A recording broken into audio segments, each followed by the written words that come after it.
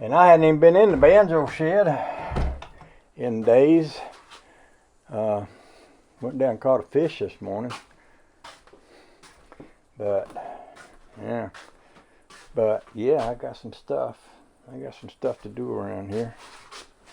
I do. We'll get around to it. And I suppose I could sit down here and play a little tune on the banjo. I just happen to have one sitting here, and it's not. I don't have that noisy air conditioning running, and it's not bloody hot. Let's just make a tune. Let's play one. Oh, the joy.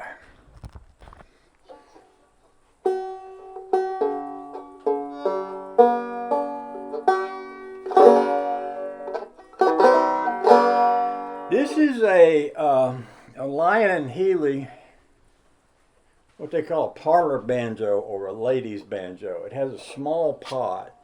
Almost all pots today are 11 inches. I hate that because back in the early days they made big pots and little pots, and now it's like it's all standardized so that they can make them over in China and people think they're American. Don't get me started. This one has probably that might be a 10-inch pot, and I made a homemade tone ring using a brass cymbal and some 9mm pistol shells, which I've ground down so that they would fit up under that stick right there. It's my homemade banjo. I've had quite a few people try to talk me out of this one, but it ain't for sale. And I don't care if I did sell that other Charles A. Dobson banjo. I ain't gonna sell this one.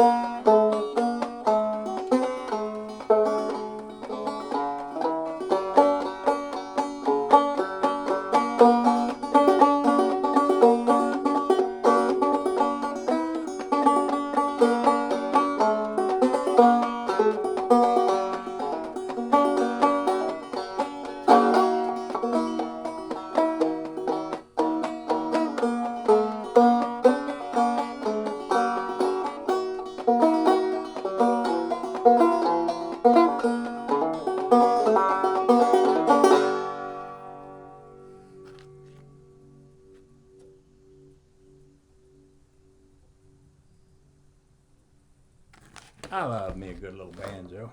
That's my high. All right, let's get out of here. Let's go find out what Daisy's up to.